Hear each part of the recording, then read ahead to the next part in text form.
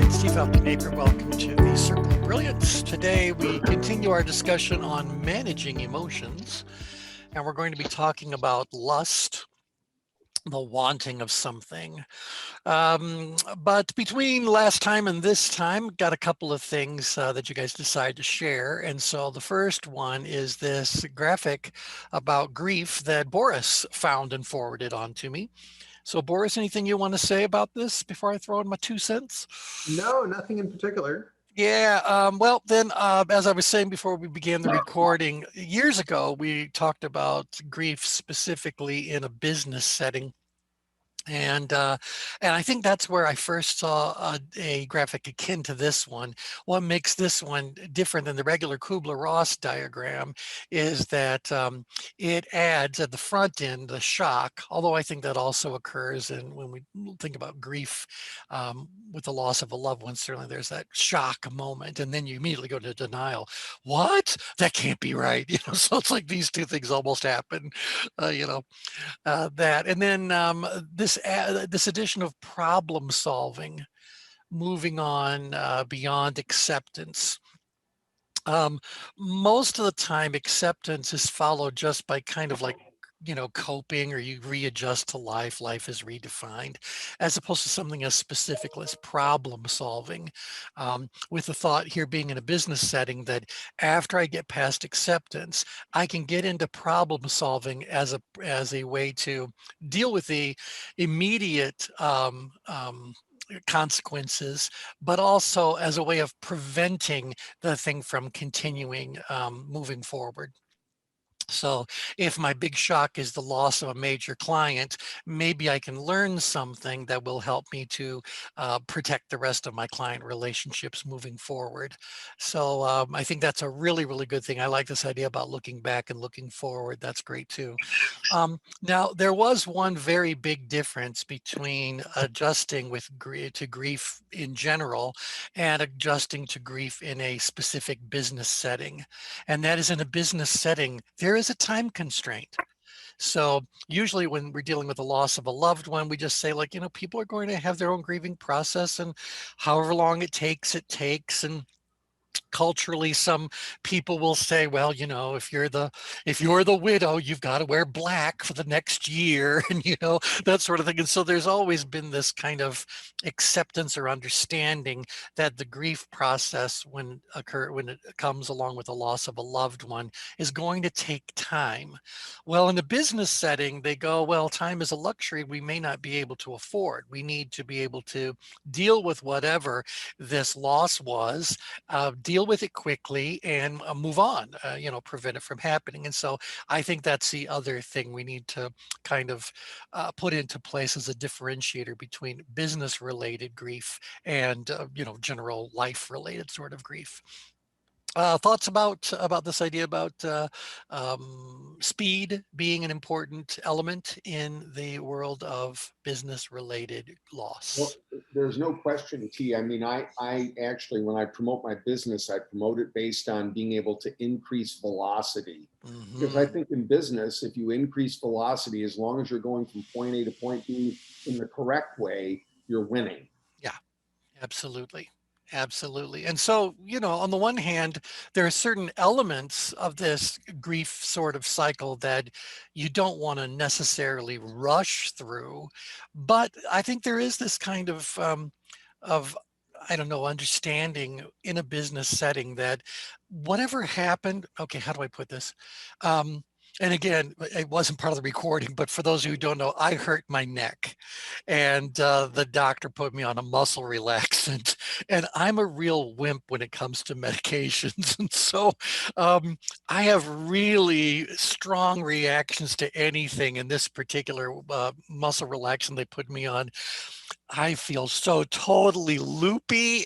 And if I close my eyes, I'm telling you, I'm going to be snoozing in no time at all. So, yeah, so this is not me thinking at my normal. Anyway, so yeah. I look at this as maybe a business or a producer losing like a major deal or a major client. Yeah. for business purposes. This happens all the time. Yeah, well, I was going to throw into that also the loss of a key team member. People pick up and move on to another company. So I think unless that fell into the category of the producer you were thinking of. But yeah, you're absolutely right. And I think that if we allow it to happen, people can get mired into a lot of these stages that on the one hand are understandable, but on the business side of things aren't necessarily um, to be encouraged. Let's Mhm. say that. So David, what do you think about that? Well, the problem is that when shock occurs, it doesn't distribute evenly. But Mhm. if you don't deal with the people where the shock occurred correctly, it can migrate.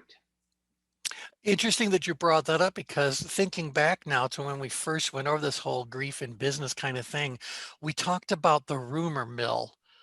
Because obviously someone in the organization is going to be the first to be shocked and find themselves in denial and maybe live in a bit of anger, and then the news spreads. And so you end up having multiple shock, denial, anger kinds of cycles that are going on, different intensities, different people, etc. So it is. It was like my stepson's company that we talked about on one of our previous calls, where everybody quit. Oh, They mishandled a personnel issue, and then the owner or the president diminished the incident that clearly had migrated through the entire organization, and several of the C-suite people, as well as several other people, just quit. yep. And so tell us a little bit about the aftermath. Did that ever get turned around, or? I don't know, because my stepson has left that organization. He's Oh, okay. All right. doing a So, bunch of other things now, so I'm yeah. not sure what's going on inside there now. But there was shock, there was Oh, yeah. a personnel issue, there was denial by the owner or president, and then the anger hit, and nothing was done, and it just exploded. Yeah. Yep. Yep. Yep. So T, I think what David's bringing up is very interesting, because there is a certain finesse around this that I think for a leader is really important, because people go through these stages at different speeds and intensity. Yep. And from a business standpoint, everybody would love to move that line in the center to the left, right? Let's just get over this and move on and start looking forward as quickly as possible. Mhm. And certainly in a crisis context, that's important to do. But if people don't actually experience going through these stages, or somebody's going through it at a much slower pace than others, that's where I think what David's describing can happen quite easily. And you get a lot of disengagement. People are not understanding what has happened and why people are responding the way that they did to the shock. I'm thinking of COVID right now. Mhm. And that can be very difficult for an organization to maneuver through. And Yeah, I think you'll hear it verbalized, and people are like, I can't believe this happened, or this kind of thing. So that's like really, you know, I guess reflect this idea of the narrative that they had in mind. Like it was totally disrupted, right? Mhm, mhm, And so mhm. now everything's is new, and there's this moment of crises in terms of like we don't know what's going to happen. But to the point of what David's talking about, shock is experienced unevenly. I think that's what it does, is it causes this disruption Yeah. because it kills the narrative at its roots. So what was once,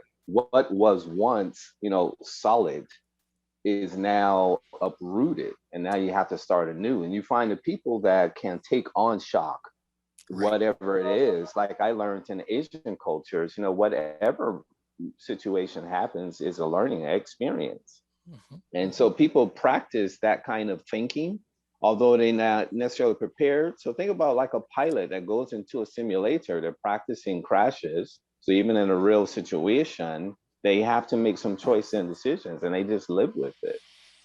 And businesses can do the same thing, but you know, if they're just living on the vision mission statement, they become like these uh, kind of artifacts that people just buy into without understanding that there's some things you can't account for. Some things can happen Yeah. that might not be under your control. Then it's just thoroughly unprepared for, you know, any kind of disruption.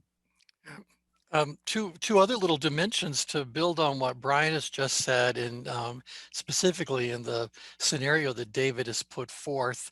There's also this idea that bargaining may very well have included, how do we get these people back?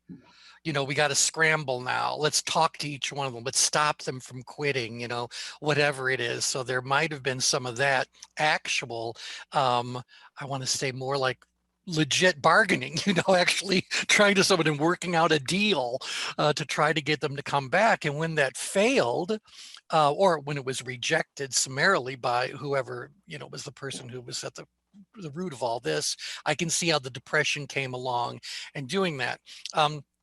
And one of the things that aggravates this whole situation in a business setting is ripple loss. And so ripple loss means I have that immediate shock and I know, oh my gosh, now we've lost so and so, or we've lost such and such a client. Well, that sets into a whole wave of awarenesses that come along. Now the person is gone. You know, I don't discover every aspect or every negative aspect of their departure all at once.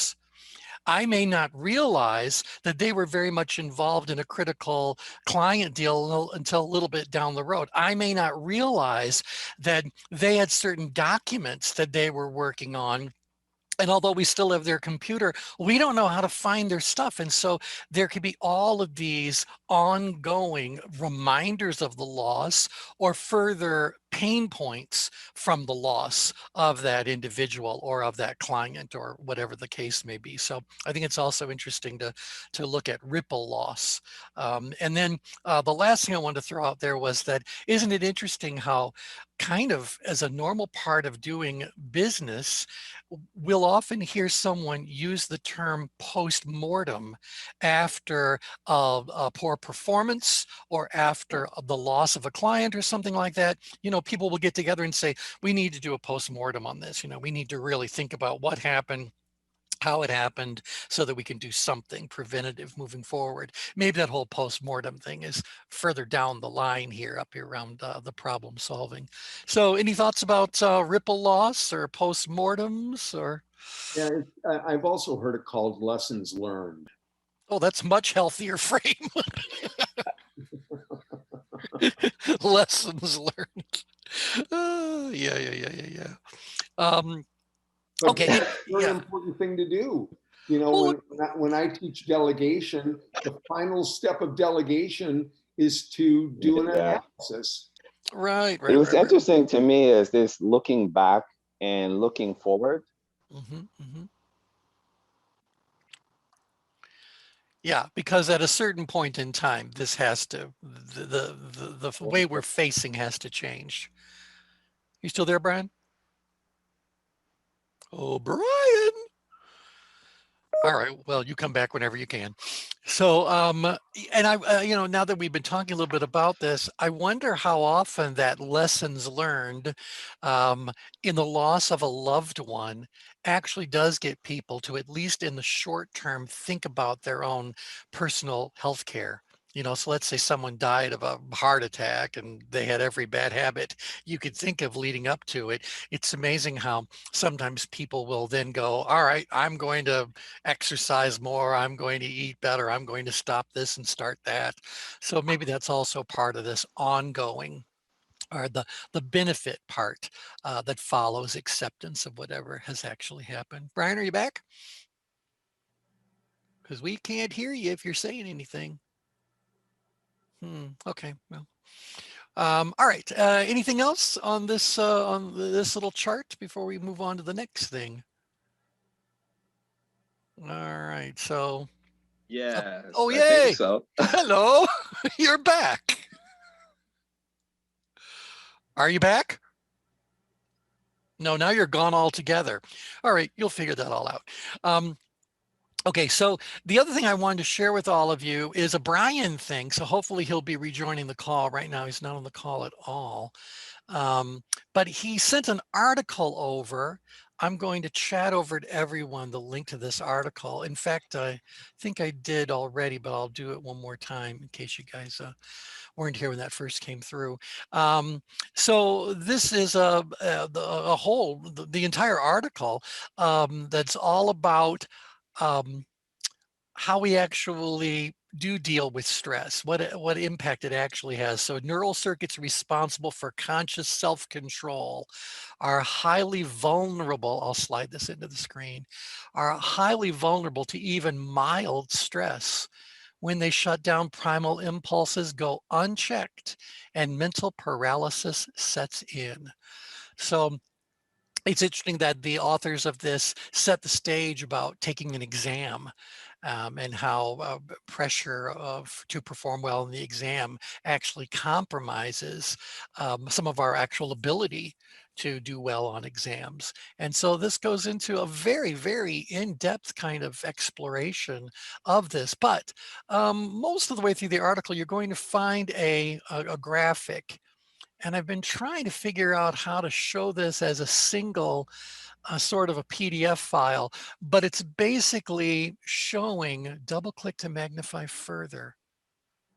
Oh, okay, fine. So it's actually showing how different areas of the brain are activated and how they actually work with one another. Sorry, it's quivering as I scroll through. But you guys might find this a very interesting graphic to better understand what's going on. Yeah, when you're stressed, the loss of prefrontal regulation occurs. So when we are unstressed, our prefrontal cortex is a happy, happy place. Oh, Brian, are you back? Just a second. All right, yeah, you are now allowed to talk. So are you there? Yes. Yay, you don't know what that was all about, but you want to share with us what your thoughts were about this diagram? I think this explains the, you know, the the way the brain processes controls and signals and that kind of thing, because that explains why emotions is something just happens to you at first in term until you actually uh, reason as to give some label as to that is what that is. And we just talked about it in the idea of in terms of looking backward and looking forward. Those are two different behaviors. So it tends to be that by the time we actually become aware of something, therein is the opportunity to look forward, but we're experiencing something that's really look backwards, like something has already occurred that the Yeah. body picked up on. And so the way the brain processes this is that's called bottom up. And so that's why we're designed literally to give emotions the upper hand, because it can process signals, it can process sensory kinds of things almost immediately. If you look at like emotional regulation, that's on both sides of the brain, right? So that's Yep. the amygdala. Yep. And by process of proximity, you have the thalamus, hypothalamus in that area. So immediately when that system is on, it's going to create corticotropin, which is a hormone that produces adrenaline. So these things happen like automatically, right? That's why they're connected to the ANS, automatic nervous system.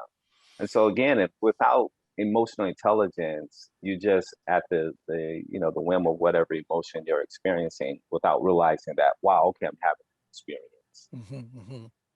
And so what happens here, it says that when we become stressed, we end up losing the prefrontal regulation. And now we are becoming, I would just say, probably far more primal in our responses. Very reactive. That's why people who Very are active. far, far, far up grid or far, far, far out grid talk about danger zone. You're not going to be able to reason with them. You can Yeah. show them, you can't do it for them. They're just not state of mind that they can actually process that. Like it's literally almost it turns off that Yeah. system because Yeah. that emotions, in other words, is that powerful that it can take all of the mental capacities for you to reason out of the picture until you actually calm down to those systems turn itself off or at least minimize, literally. So you're literally in a hijacked state. That's what it's Yeah, called. well, I mean, what you've just described is something that has been discussed in recent days. In many interviews, I was listening to NPR, and they were interviewing a variety of physicians working in hospitals that are becoming increasingly stressed because of the new wave of the COVID Delta variant coming into the hospital. And they were talking about what the patients are going through and the stresses they're experiencing, because a lot of them, are there and they're sick and they're asking for the vaccine. And the doctors are saying to them, it's too late to give you the vaccine. We can give you the vaccine after we get you through this, but it's not going to change a single thing at this particular moment in time. And the interviewer said, well, when do you talk to them about the choices that they made that led them to not getting the vaccine? And they say some people continue to say, even after they get out of the hospital, they're not going to consider taking the vaccine. And so that's what's said. And every doctor who was interviewed on this said, that's not our role. Our role is to take someone who is ill and make them well. We deal with what's right in front of us. That's what our job is. The decisions that people made that led to where they are does not change the fact that they are where they are. And that's what we are here to deal with. And one of them said exactly what you just said. Plus, this is not the time for those discussions to be had. They are physically stressed, perhaps more so than they ever imagined they would be. And certainly that's accompanied by a tremendous level of emotional stress as well. So this is simply not the time to be having any discussions like that at all. We're here to help them find wellness again.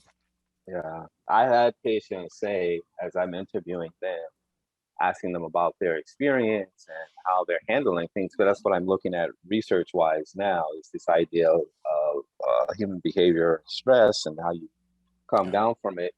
And one patient said, even with the Delta variant, he's not going to get, and his exact words, that damn vaccine. I just don't want it, although he's gotten sick from it. All So right. I said, oh, okay. And that was my response, and I just left it alone because I knew he's just not in a frame of mind where anything I say is going to be able to reason with him. So I just moved on from there. Well, right. And of course, I mean, one of the things I feel very strongly about in this whole situation is that people do have the right to make whatever choices they feel are best for them. And we may not agree with or whatever. And that's one of the things the doctor said. It's like, it's not our job to change people's minds. It's our job to give them the information they need so they can make the best decision for themselves they can. And I thought that was a very interesting mindset, because you got to believe the medical staff is also up in stress. And so good for them for not going super reactive. Go ahead, David.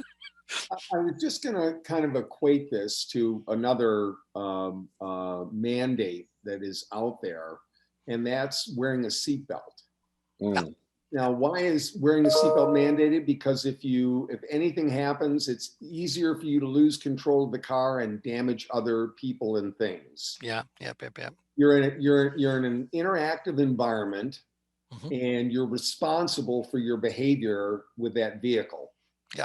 Now, why is it not the same with people's health? Right. Right. Yeah, you're absolutely right. And there's so many parallel examples of what David has just said.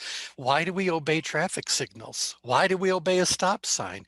Why do most states require you to wear a helmet when you're on a motorcycle? Because there's two things that are going on. If the choice that you made affected you and only you, well, then do whatever you want to do. But the moment the choices that you make impact the lives of others, then a discussion needs to be had. And now also add to that there are actual costs that are involved. And so and this came up with the whole helmet law thing. This is years ago when California was debating about changing their law. If I'm not mistaken, California and Arizona still don't require helmets. Michigan doesn't. Michigan doesn't. And they're kind of going like, I forget which state it was, but they said, if you choose to not wear a helmet and you end up injured, then the 100% of the cost of your care is going to be solely on your shoulders, not on your insurance companies, not on the state, not on anybody else, because this is something you chose to invite into your reality. I don't know how effectively they can. What's That's that? why auto insurance rates in Michigan have been so egregious for so many years, because we have unlimited medical coverage. People who injure themselves in motorcycle accidents and motor vehicle accidents are covered for the rest of their natural lives with Wow. all expenses. Imagine, it's billions of dollars a year. Yeah, absolutely. Absolutely. And so, you know, from the public health kind of angle of things, there is kind of, I think, a shared responsibility for one another's health. Mhm. But at the same time, you know, people have the right to make whatever choices the law allows them to make. And currently those laws allow them to make choices that are not necessarily, in the opinion of a lot of outsiders, in their best interest or in the best interests of others around them. So what can you do? What can you do? Right now, the big challenge in Arizona is that the three largest healthcare systems have mandated vaccines for all their employees. There's several hospitals in Michigan that have done the same thing. Yeah, yeah. And they said something very interesting in the interviews. They said, look, it's not so much about a personal choice for a regular person. They said, you're working in a hospital setting. By definition, disease is coming to us every single day. You know, we are wall to wall disease. And so they said, we have to make sure, because even though you may not think that you are in that kind of at-risk population, just by virtue of the fact that you're a healthcare professional working in a clinical setting, you are in a much higher risk situation than you may be if you had another job. Yeah, But I don't And understand the also, resistance to that, whole thing. I think there were hospitals, I think it was Houston or something, where 200 nurses and other frontline staff walked out because they did not agree with that yeah, mandated vaccination. And yeah, their reasoning was they don't know the research behind the vaccines and all these kinds of things. And I think there tends to be a confusion between, and even in a business setting, making popular decisions and making a net value decisions. ah, mhm, Net value decisions is the thing that create the greatest good. It may not be the most popular, right, right? right, But the right, right. popular decisions is like, oh, I want, make this decision because I want to be liked kind of thing. Yeah, yeah, That yeah, just yeah. doesn't Yeah. work for everybody. So to No, me, it no, just no. makes sense to get to do the vaccine if it's the net value one, thing to Well, create the greatest good. and certainly if you look at the cultures, or you know how different countries tend to view its citizenry and the citizens view one another, some of them are very easy to do exactly what you've just described. It's kind of like, well, yeah, how else would you handle it? Yeah, So we got to take care of each other. And others are kind of going like, no, nobody gets to tell me anything. yeah, And off yeah. we go. So, whatever. Now, well, this is a fascinating kind of a little tangent we've just gone off of. Let's go ahead and bring it back to the subject at hand, and that is what's going on in the brain. And so I believe that a lot of these people that are making these decisions and taking actions that we look at and kind of go, what are you thinking? I wonder if they are just dealing with a whole lot of stress Hmm. that isn't maybe something they're acknowledging or that's being noticed. And that in turn is doing exactly what this diagram shows. And Yep. so suddenly they don't have the, let's see, top get down guidance of attention and thought and reality testing and error monitoring and all that. They don't have this happening. And Nope. so as a result, whatever decisions that are being made are more about an emotional response to something. I don't know about compulsive behaviors, but I think I've witnessed quite a bit of that. Um, So maybe that's what's really going on, that the first thing everybody really needs to do is just relax. And then when, we all know this, if we look at the change grid, that if people are going to be up grid, we automatically know all decision making is increasingly compromised as the level of tension goes up. Likewise, it's compromised as the level of tension goes too far down. We need to be in this power place close to the center of the change grid, if you will, maybe a little bit out grid because something is obviously going on that needs to be dealt with. But that's where we're going to have our logic available to us and all those, delicious brain chemicals that help us to do the right thing in the right time frame. So, but we need to be here. So is it easier to try to convince someone whose brain is not in the right place to do something you want them to do?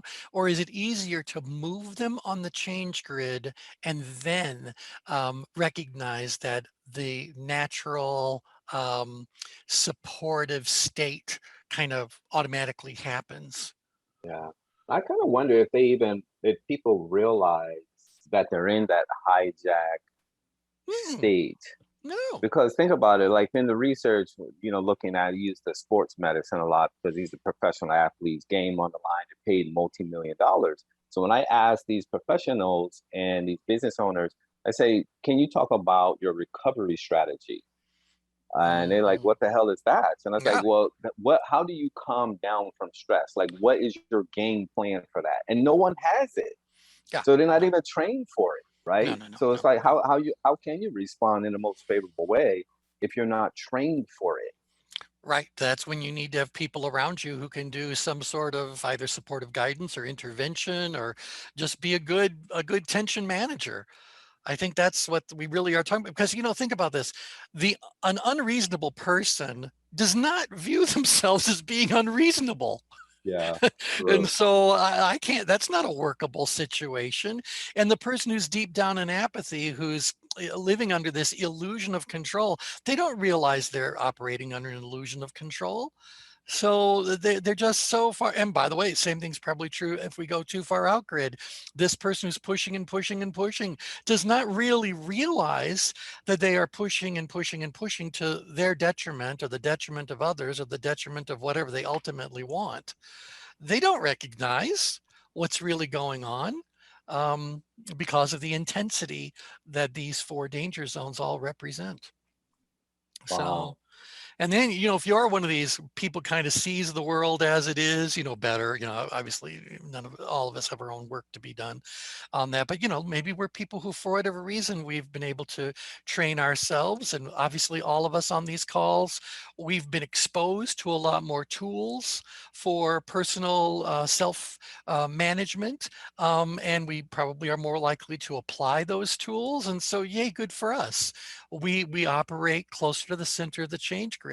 The problem is that as you operate closer and closer to the center of the change grid, and specifically as you move to the exact center, the power point, um, what happens if you just look around and kind of go like, they're all too far gone. I'm just going to manage my own little world. I'm just going to separate myself and observe them all like, animals in a zoo. you know, throw up both, so how many of you kind of feel that sometimes detachment actually moves people who could be of service or could be of use out of the motivation to do that? Yeah. Yeah. Anybody else that just kind of looks at the world around you and goes like, no, this will make a lovely movie, but I'm not.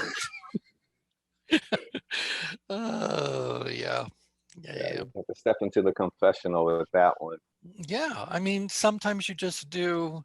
Yeah.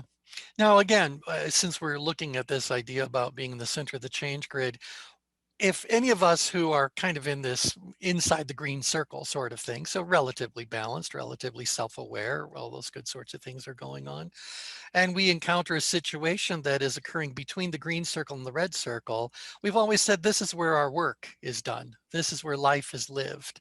So anywhere between the green and the red circle, in any direction you go, stuff is changing and stuff is happening, and these tend to be workable, realistic kind of situations. But once we encounter situations that are outside of that red circle, many of us may just say, yeah, something needs to be done. I'm not doing it, or that's beyond the scope of what it is that I offer, or I just don't have the energy to do that, or they're too far gone, or however we rationalize drawing the line about what we'll expose ourselves to, what we'll invite into our reality, etc. Anyone want to admit that? Y'all unmute yourself. Admit it. Yeah, I'll admit it. As I mean, I think about it. I came to United States with this idea of transforming healthcare, and it seems like I always feel like I run into a brick wall because what I call common sense stuff, Mm, it seems like they don't, the industry just don't get it. Like it's not yeah, set up for that. yeah, And so yeah. I'm like, dude, you don't have to go to school to understand that if you're dealing with a sick person, they're not in the best state. So you don't have to go to school to, learn bedside manner. These kinds of things just don't even make sense to me on a basic level.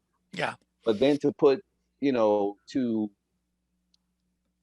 stress out the patient with these systems and all these different kinds of Yeah. things, Yeah. that just doesn't make sense to me. So I always feel like I'm beating my head up against a wall. So quite frankly, I gave up on that idea. There you go. Well, in fact, when you said that when you first came to the US, you wanted to reform the healthcare system, my head automatically said, well, good luck with that.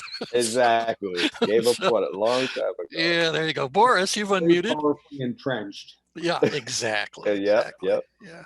Yep. I kind of got to say, I feel the same way that Brian does. I was very frustrated being in the financial services industry for many years, thinking that, there was a better way within their infrastructure of delivering client services. And I just realized at some point that the machine was too far gone and too out there for me to be able to have any real impact on that. And the That's only right. way to kind of function, and be at peace with myself is to leave the machine and just get There out you of go. it. There And you that's go. what I did. There you go. Kathy, you've just unmuted. Yeah, I mean, I think that I've spent most of my career focusing on systemic change, and looking at systemic change, and it's the same thing. You reach a point where you kind of determine, particularly as you move along in your career, where can I have the most impact? And so, I look at, I pick and choose now what I can do and spend more time coaching individuals in their impact on systemic change rather than my trying to manage the system. But that has to as much to do with where I am and my own, what's going on in my own life as much as anything else. But I think that it's a very difficult time to think about systemic change, even though systemic change is needed the most now. But it's an incredibly difficult time to feel that way because the issues are so overwhelming, in so many areas. So Kathy, do you have a system for filtering? Like how you're going to decide which kind of project or how you? Yeah, I mean, a lot of it is just basically, based on my own experience and knowledge about how do I read it? How complex is it? Can I have the resources? Can I create resources or gather resources to address what I think needs to be done? And then where is my own energy level? And, I also through meditation, where am I needed the most? So I always ask the question, where am I needed the most? Where can I make the most impact? How can I serve? So it's a combination of mental and physical and emotional and spiritual There you factors. go. There you go. So this is the equivalent to what T says. We all should be doing our own change grid before Oh, yeah. you can engage in like the work. Yes. Yeah, well, in fact, I'll throw one little other dimension of what you've just said. Is I think that all of us, if you stop for a second, you all realize that you are always doing a change grid. So whether Right. we fill one out or not, we all have one in our head, and it's populated with every single activity that's going on. So to what Brian has just said, I think we all need to stop occasionally and look at our change grid. Even if we aren't doing it online, just go like, wait a second, I can see this in my head. I know where I'm at. What's this all mean? What message can I pull out of this? What do I need to work on? So, absolutely pull it in. One other thing I wanted to throw out there is based on what you've all said, I can bring up this diagram on grief and say, can you guys see that whatever your dream was, whatever your intention was, as it was undermined and perhaps ultimately lost, you went through your own grieving process.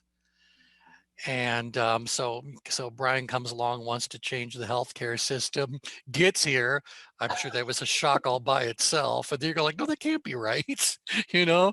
And then you probably got a little bit angry about the whole thing, you know? So I can kind of predict that you went through all of this and then you kind of reached acceptance and said, well, I can modify whatever my objective is. I can redefine what my now desired outcome is based on full awareness of what's really going on and how things really seem to operate around here.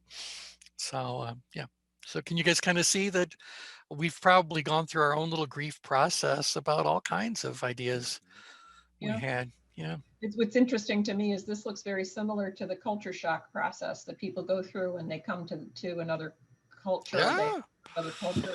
It's the same. It's a very, very same process of coming to Yeah. grips with what, the differences that you're facing and how can you manage them. And then there is a period of depression and acceptance and then problem solving. So, Because you it does represent a loss. Yeah. You came with some sort of fantasy, and that fantasy is now confronted reality, or reality has confronted your fantasy, and suddenly you got to go like, oh, what? And so I can certainly see, I was a foreign exchange student, and so I certainly knew very quickly that what I thought I was going to encounter and what I actually encountered, dramatically different things. Hey T, this is Tim. Yes, Tim. Years ago, I did some work with Drake Beam Moore, and at the time, we were one of the leading outplacement firms in the country, and we actually used this model with folks that were in career transition that had just been downsized, and it was such a perfect illustration of their experience, and just to see folks express what this model is showing us was very, very appropriate. And that especially starting out with the shock and just the disbelief. And folks would talk as if their relationship with their company was a personal relationship. You'd hear folks say things like, well, I gave this company, 12 good years of my life. How dare they lay me off? And it get you the anger. I mean, just Absolutely. It was just, yeah. Tim, Yes. did you ever show them this graph Oh, yeah. Yeah. and talk to them about, how do we speed through it? Absolutely. Absolutely. And I got to the point where I would open up, just letting folks know, listen, I know that you're upset, and I'll just give them a couple of minutes to just release that anger and frustration. And after a couple of moments, folks start laughing, and it's like, okay, great. Now let's start working on you and helping you with your transition. Yep. Yeah, I remember talking to someone else who was worked in a placement firm, or no, I guess outplacement. Yeah, because they were pulled in when there was a giant layoff kind of thing underway. And the one thing I remember them saying was that you can only be depressed as long as the unemployment lasts. Because once your resources run out, well, if you wait till they've completely run out, you've waited too long. But that was their whole idea, is that there is a time constraint that comes into play because it's a practical matter that's underway there. Yeah. Okay. So interesting. We were going to talk about lust, but we ended up revisiting grief. Yeah. But I like that. Okay, so any final thoughts about this whole grief in a business kind of a setting, or the grief you've experienced as far as your career Well, path? it's the perfect lead into the need for pride-based leadership and change works inside Mhm. organizations, because those provide the toolkits to achieve velocity. Well, Mm, that should be a brochure. Thank you for yeah. that. Yeah, to achieve velocity, because you're right. It's like we got to get past all this stuff on the looking back piece. I mean, there's lessons to be learned here. There's legitimate feelings. I think you guys have seen my slide um, that says that everyone is entitled to a little bit of baggage. You guys, do you remember what I say about Mm-hmm. that? Okay, so everyone's entitled to a little bit of baggage. We're all humans. We all have our own issues. We've all got our own feelings, etc. Everyone's entitled to a little bit of baggage. But unless it fits in the compartment overhead or under the seat in front of you, you need to check it at the door. And this was something that I really wanted to get across into organizations that were in transition, because if you hang on to all that baggage for too long, it's going to end up distracting you from doing the work that really needs to be done. And so everyone's entitled to a little bit of baggage. Yes, we're going to miss people. Yes, things are inconvenient. Yes, you might have some survivor guilt or whatever the case may be. So yeah. You got that. That's great. You can have a little bit of baggage, but sooner or later, we need to do the work of looking and moving forward. Okay, thoughts about that? And that's a great point. And what I've noticed is that, the different roads that folks walk through, in other words, some can get through that quicker than others. There was one woman we downsized, and her commute, she was a widow, and her commute to the office on a good day was probably about an hour and 15 minutes. Yeah. And for that first week after she was impacted, she literally came to the office every day. Her children were grown adults and lived in another state, but she literally would come to the office every day. Yeah. And maybe the next week or two, you'd see her maybe 3 or 4 days a week, until it got to the point where we did not see her anymore. But yeah, it's just incredible. But it's a different walk for folks, Yeah. just depending upon what's going on in their lives. Right, Well, because it's figure what most of people it. will do when they lose control. Yeah. Yep.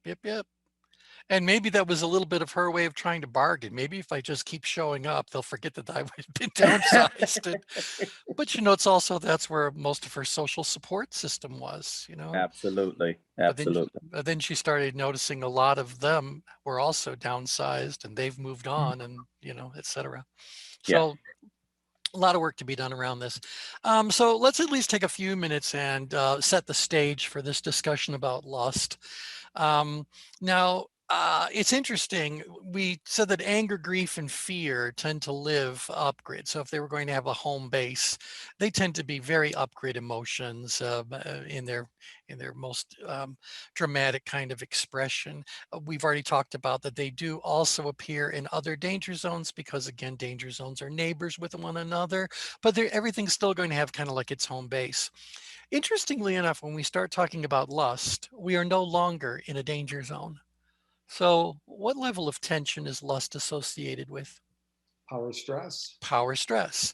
So power stress is not in a danger zone. Now, yeah, a little bit will be outside of that red circle. So if you're in a situation where you view your ability as being, 5, 6, 7, and the challenge is being a 12, well, that's not going to be a very comfortable situation for you. But it is a workable, doable situation, and you're going to be right on top of it. We can revisit that if you guys want, but just to set the stage. So lust occurs here, the wanting of something. Now, it's interesting that to this day, when we use that label of lust for a couple of reasons. Number one, we knew it would be provocative and it would get the audience's attention, and that's always a good thing. But the other reason is that I think it really does kind of encapsulate what's really happening up in power stress. There is this desperate longing for something, a wanting of something that is almost overwhelming in its intensity. So the drive to get it can be very, very powerful indeed. Again, if we look at the intensity rings, very, very intense desire for something is definitely part of that. But it's the wanting of anything. But there's another piece to the puzzle, and that is that while you may want it desperately, there is some question mark about whether or not you can have it. So there's a big difference between wanting something and knowing you can have it. You just got to go and do the work necessary to get it. So, for example, we've always said to anyone who's in business or starting their enterprise that we want them to recognize they are already millionaires. They just have to go get their money. And so there's a kind of a set of very specific behaviors. There is a formula. If you follow it, if you put in the effort, if you do whatever, then you're greatly increasing your chances of doing that. So that's a very different kind of an objective to the desired state we find up in power stress, where there is a sense of urgency, there is a little bit of an impulsiveness that's coming along with it, and there is this question mark that comes into play about, will you get it? Do you deserve it? Should you even have it? And so just want to be very clear that there's a difference between wanting something in terms of setting a goal for yourself and the wanting of something that we encounter when people are up in power stress. Power stress is, I want it now. And now the question is only, do you have what it takes to get it? All right. So, any thoughts you want to share at this stage about the difference between lust and having a goal for something? Sounds accurate to me. T. Yeah. Yeah. See, desire also can distort reality. Now, again, they're not up in stress about it. So don't think that this is really the profound distortion that we found up in stress. But this person who's up in power stress has kind of like a blended set of reasoning abilities. So it's emotionally ruled and it's got some logic involved in it. So you've always got that little cloud going on. The decision making isn't reactive like we found up in stress. It's not proactive like we found, like we'll find in power. It's just highly active. The dark side of power stress is that there tends to be some impulsivity that we have to be aware of. It's not always happening. Sometimes good things are happening in power stress, but we have to ask ourselves, are we in a big hurry and what's causing that big hurry? I don't want to be impulsive in my decision making. I want to make a good decision that's going to serve me well in the future. And so sometimes this wanting of something is the result of that impulsiveness. I don't even know why I want it, or I don't know why I want it so badly. And maybe even after I get it, I'm going to wonder why I even was chasing after this kind of a thing. There's a big letdown, that sort of thing. So I just wanted to make sure that we were making a distinction between what I'm talking about for lust and what I'm talking about for regular solid goal setting, very thoughtful, deliberate, intentional ways of thinking.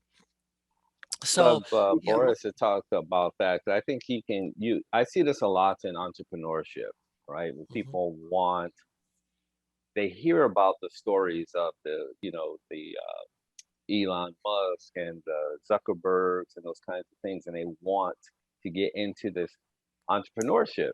And I think that anyone can benefit from entrepreneurial thinking, but not everyone is necessarily designed to be an entrepreneur.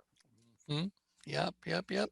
I think there's a big difference between the two. And I see this. I have a friend who's also a physician. She's out in Silicon Valley because she, has her own issues with the healthcare system. And so she works with a lot of the guys from Silicon Valley. And once they find out she's a physician, they're all like, yeah, we want to design this other mental health app. And she's going through this process with them, and their why just doesn't line up. Right, right. And that's why you got to be careful what you wish for. Hmm. That's part of the issue that's happening up in power stress. So, David, what were you going to share? I was going to say the analogy that I would pose is where it is just beyond your fingertips. Hmm, hmm, hmm. Hmm. and you want it really bad. Yeah. Yep. And that whole example of just beyond your fingertips and wanting it, I think about the child who's standing at the lion's cage at the zoo. You know, they want the lion. It's just beyond their fingertips. It's good that it's beyond their fingertips. You know, so we have to kind of like, again, ask ourselves, maybe the reason why it's beyond my fingertips is because it's not appropriate for me to have it. It's not the right time for me to have it. Maybe it's not what even is in my best interest to go and pursue. So that's why ultimately I want this discussion around lust to move into how do we go about working with a client who seems to be in a grand hurry to get somewhere, and we're not all that sure that they've thought it through. But I don't think it is thought through. I mean, I think a lot of lust is on an instinctual basis. Yeah, right. It's the hunt instinct. It's the challenge. It's kind of like men who want to seduce women who, you know, Yeah.